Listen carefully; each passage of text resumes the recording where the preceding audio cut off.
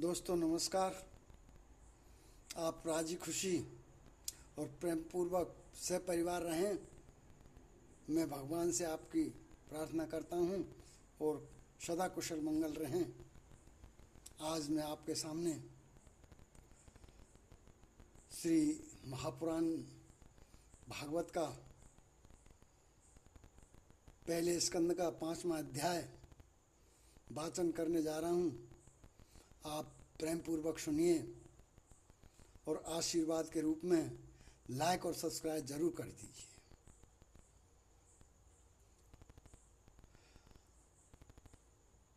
भगवान के यश कीर्तन की महिमा और देवऋषि नारद जी का पूर्व चरित्र। सूत जी कहते हैं, तदंतर सुखपूर्वक बैठे हुए बिना पानी परम यशस्वी देवऋषि नारद ने मुस्कुराकर अपने पास ही बैठे ब्रह्म ऋषि व्यास जी से कहा। नारद जी ने प्रश्न किया, महाभाग व्यास जी, आपके शरीर एवं मन दोनों ही अपने कर्म एवं चिंतन से संतुष्ट हैं न? अवश्य आपकी जिज्ञासा तो भली भांति पूर्ण हो गई है, क्योंकि आपने जो यह महाभारत की रचना की है वह बड़ी ही अद्भुत है। वह धर्म आदि सभी पुरुषार्थों से परिपूर्ण है। सनातन ब्रह्म तत्व को भी आपने खूब विचारा है और जान भी लिया है, फिर भी प्रभु आप अकृतार्थ पुरुष के समान अपने विषय में शोक व्यक्त कर रहे हैं। व्यास जी ने कहा, आपने मेरे विषय में जो कुछ कहा है वह सब ठीक है ही है। वैसा होने पर भी मेरा हृदय संतुष्ट नहीं है। पता नहीं इसका कारण क्या है। आप ज्ञान अगाध हैं, आप साक्षात ब्रह्मा जी के मानस पुत्र हैं, इसलिए मैं आपसे ही इसका कारण पूछता हूँ। नारद जी, आप समस्त गोपनीय रहस्यों को जानते हैं, क्योंकि आपने उन पुराण पुरुष की उपासना की है जो प्रकृति पुरुष दोनों के स्वामी हैं और असंग रहते हुए ही अपने संकल्प मात्र से गुणों के द्वारा संसार की सृष्टि, स्थिति और प्रलय करते रहते हैं। आप सूर्य की भांति तीनों लोकों में भ्रमण करते रहते हैं और योग बल से प्राणवायु के समान सबके भीतर रहकर अंतःकरणों के साक्षी भी हैं। योगानुष्ठान और नियमों के द्वारा परम ब्रह्म और शब्द ब्रह्म दोनों की पूर्ण प्राप्ति कर लेने पर भी मुझ में जो बड़ी कमी है उसे आप कृपा करके बतलाइए। नारद जी ने कहा, व्यास जी, आपने भगवान के निर्मल यश का गान प्राय नहीं किया। मेरी ऐसी मान्यता है कि जिससे भगवान संतुष्ट नहीं होते वह शास्त्र या ज्ञान अधूरा है। आपने धर्म आदि पुरुषार्थों का जैसा निरूपण किया है, भगवान श्री कृष्ण की महिमा का वैसा निरूपण नहीं किया। जिस वाणी से चाहे वह रस भाव अलंकार आदि से युक्त ही क्यों न हो, जगत को पवित्र करने वाले भगवान श्री कृष्ण के यश का कभी गान नहीं होता। वह तो कौओं के लिए उत्कृष्ट फेंकने के स्थान के समान अपवित्र मानी जाती है। मानसरोवर के कमनीय कमल वन में विहरने वाले हंसों की भांति ब्रह्म धाम में विहार करने वाले भगवत चरण आदि बिंदाश्रित परमहंस भक्त कभी उसमें रमन नहीं करते। इसके विपरीत जिसमें सुंदर रचना भी नहीं है और जो दूषित शब्दों से युक्त भी है, परंतु जिसका प्रत्येक श्लोक भगवान के स्वयं सूचक नामों से युक्त है, वह प्राणी लोगों के सारे पापों का नाश कर देती है, क्योंकि सत्पुरुष ऐसी ही वाणी का श्रवण, गान और कीर्तन किया करते हैं। वह निर्मल ज्ञान भी जो मोक्ष की प्राप्ति का साक्षात साधन है, यदि भगवान की भक्ति से रहित हो तो उसकी उतनी शोभा नहीं होती। फिर जो साधन और सिद्धि दोनों ही दशाओं में सदा ही अमंगल रूप है, वे काम्य कर्म और जो भगवान को अर्पण नहीं किया गया है, ऐसा अहेतुक निष्काम कर्म भी कैसे सुशोभित हो सकता है। महाभाग व्यास जी, आपकी दृष्टि अमोघ है, आपकी कीर्ति पवित्र है। आप सत्यनारायण सत्यपरायण एवं दृढ़ व्रत हैं, इसलिए अब आप संपूर्ण जीवों को बंधन से मुक्त करने के लिए समाधि के द्वारा अचिंत्य शक्ति भगवान की लीलाओं का स्मरण कीजिए। जो मनुष्य भगवान की लीलाओं के अतिरिक्त और कुछ कहने की इच्छा करता है, वह उस इच्छा से ही निर्मित अनेक नाम और रूपों के चक्कर में पड़ जाता है। उसकी बुद्धि भेदभाव से भर जाती है, जैसे हवा के झोंकों से डगमगाती हुई ढोंगी को कहीं भी ठहरने का ठौर नहीं मिलता, वैसे ही उसकी चंचल बुद्धि कहीं भी स्थिर नहीं रहती।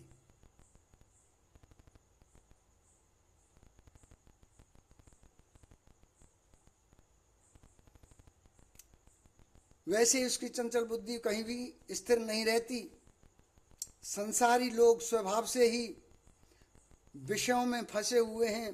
धर्म के नाम पर आपने उन्हें निंदित पशु हिंसा युक्त सकाम कर्म करने की भी आज्ञा दे दी है।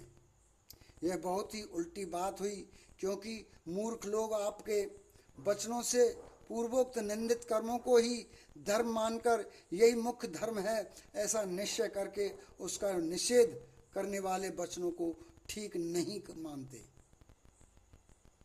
भगवान अनंत हैं, कोई विचारवान ज्ञानी पुरुष ही संसार की ओर से निवृत्त होकर उनके स्वरूप भूत परमानंद का अनुभव कर सकता है।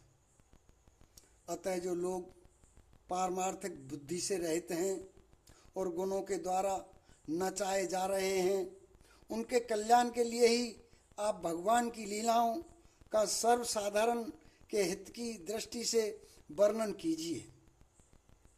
जो मनुष्य अपने धर्म का परित्याग करके भगवान के चरण कमलों का भजन सेवन करता है, भजन परिपक्व हो जाने पर तो बात ही क्या है। यदि इससे पूर्व ही उसका भजन छूट जाए तो क्या कहीं भी उसका कोई अमंगल हो सकता है। परंतु जो भगवान का भजन नहीं करते और केवल स्वधर्म का पालन करते हैं, उन्हें कौन सा लाभ मिलता है।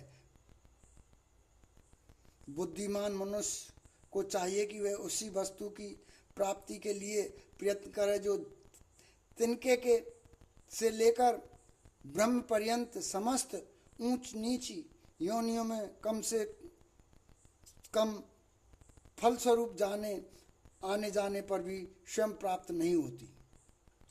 संसार के विषय सुख तो जैसे बिना चेष्टा के दुख मिलते हैं, वैसे ही कर्म की फल रूप में अचिंत्य गति समय के फेर से सबको सर्वत्र स्वभाव से ही मिल जाते हैं। व्यास जी जो भगवान श्री कृष्ण के चरणाविंद का सेवक हैं, वे भजन न करने वाले कर्मी मनुष्यों के समान द्वैवाद कभी बुरा भाव हो जाने पर भी जन्म मृत्यु में संसार में नहीं आता। वह भगवान के चरण कमलों के आलिंगन का स्मरण करके फिर उसे छोड़ना नहीं चाहता। उसे रस का चस्का जो लग जा चुका है। जिनसे जगत की उत्पत्ति स्थिति और प्रलय होते हैं, वे भगवान ही इस विश्व के रूप में भी हैं। ऐसा होने पर वे इससे विलक्षण हैं। इस बात को आप स्वयं जानते हैं, तथापि मैंने आपको संकेत मात्र कर दिया है।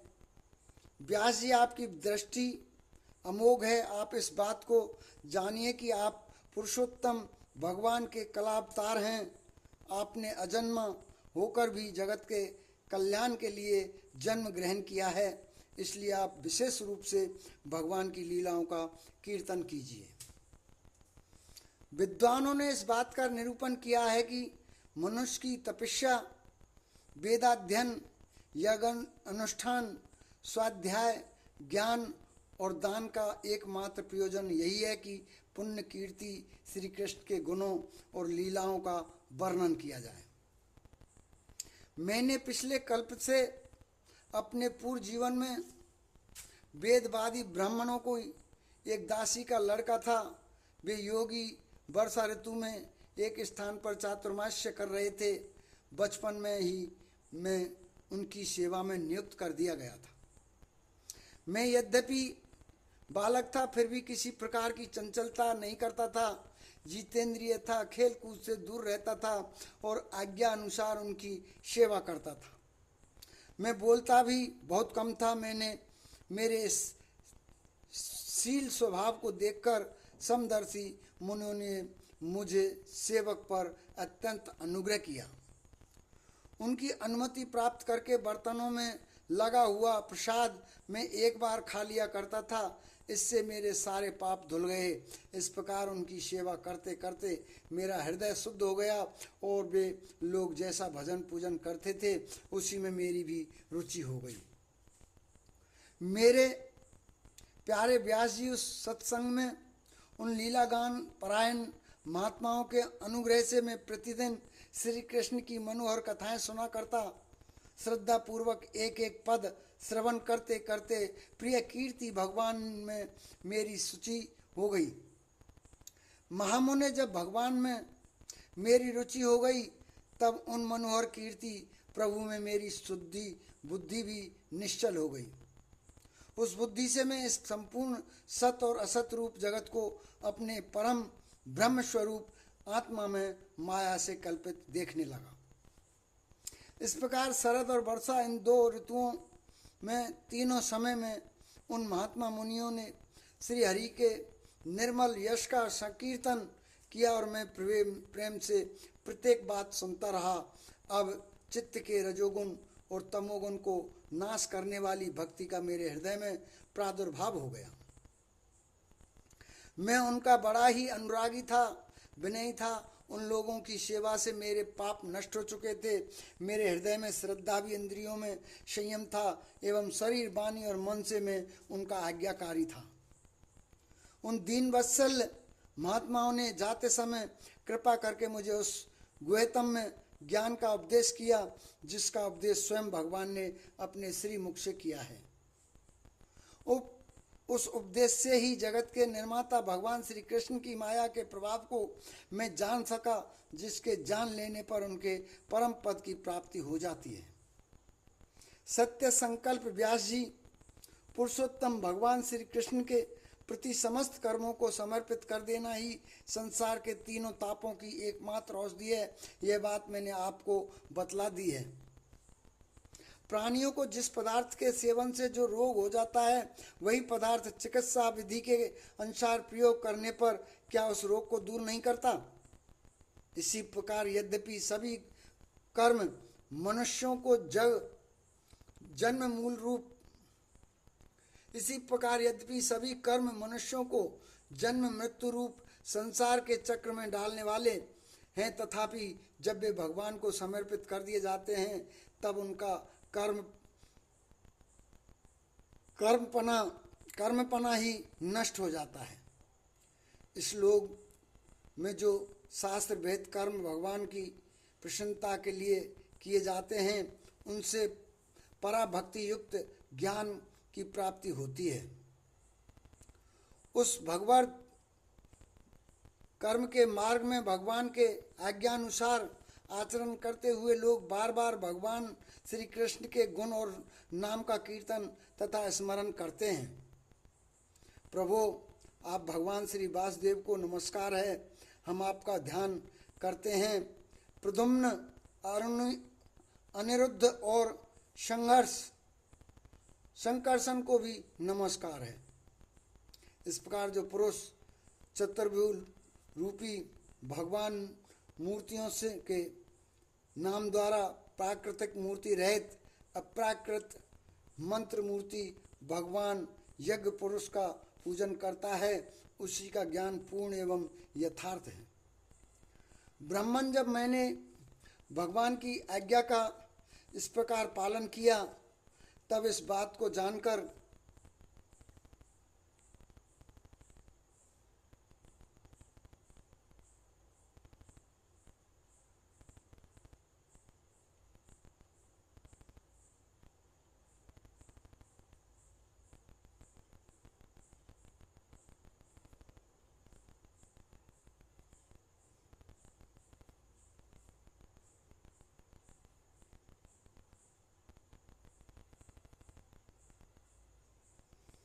प्रभु आप भगवान श्री वासुदेव को नमस्कार है, हम आपका ध्यान करते हैं।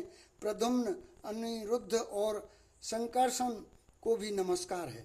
इस प्रकार जो पुरुष चतुर्भुज रूपी भगवान मूर्तियों के नाम द्वारा प्राकृत, मूर्ति रहित, अप्राकृत, मंत्र मूर्ति भगवान यज्ञ पुरुष का पूजन करता है, उसी का ज्ञान पूर्ण एवं यथार्थ है।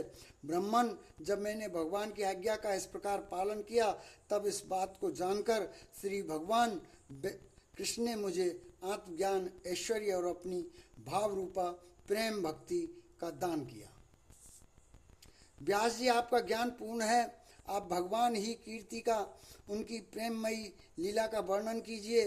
उसी से बड़े बड़े ज्ञानियों को भी जिज्ञासा पूर्ण होती है। जो लोग दुखों के द्वारा बार बार रोंदे जा रहे हैं, उनके दुख की शांति इसी से हो सकती है और कोई उपाय नहीं है। इसी के साथ श्रीमद् भागवत महापुराण का ये पारमहंस्याम संहितायाम प्रथम स्कंदे व्यास नारद संवादे पंचम अध्याय समापन होता है। और मिलते हैं अगले वीडियो में। आप राधे कृष्णा एक बार कमेंट में ज़रूर लिखना जी। राधे राधे। और